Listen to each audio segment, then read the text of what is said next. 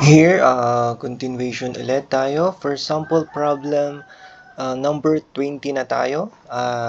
Yung problem natin is determine the pressure in a vessel of mercury, which is the specific gravity is equal to 13.6 at a point 200 mm below the surface in kPa and kilogram per centimeter squared. So, hahanapin natin yung pressure in a vessel na mercury in kPa and kilogram centimeter squared. So, at a point of 200 mm.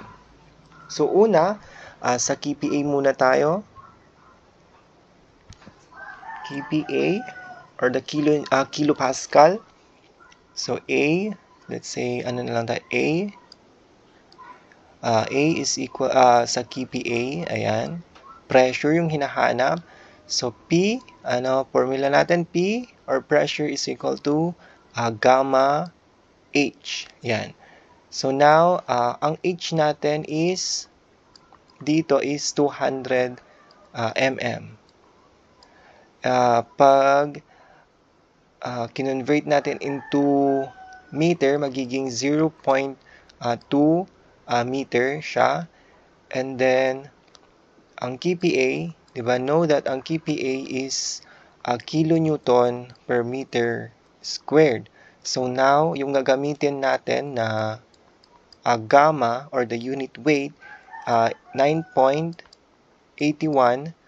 kilonewton per meter squared times, mag-times tayo ng specific gravity ng mercury which is 13.6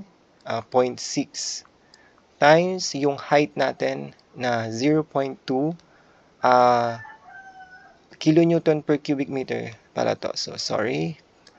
9.81 kilonewton per cubic meter, 0.2 meter. Mag-times tayo, yun yung height natin. So, cancel tayo. Magiging meter squared to.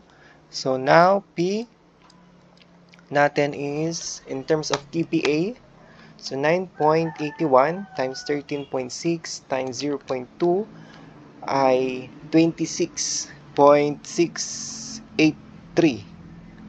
26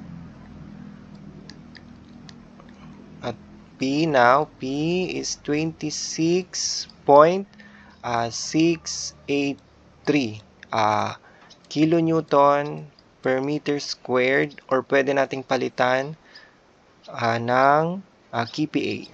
Ayan. So, yun yung answer natin for kPa. Yan yung pressure natin in terms of kPa. 26.683 kPa or kilopascal. So, letter B. Now, sa letter B is kilogram per centimeter squared yung pinapahanap sa atin. So, ang magiging natin dito, P, yung formula natin is P is equal to gamma H. So, yung magiging gamma natin dito in terms of kilogram, gamitin natin yung 1,000 kilogram per cubic meter. Diba? So, P now is equal to 9, hindi siya 9.81, 1,000, sorry, 1,000 kilogram per cubic meter times yung specific gravity ng mercury which is 13.6, ayan, times yung height natin na 0.2 meter. Ayan, so maka-cancel to. Matitira is meter squared and ang pressure natin is equal to 1,000. Ayan, 1,000 times 13.6 times 0.2. So, magiging natin is 2,720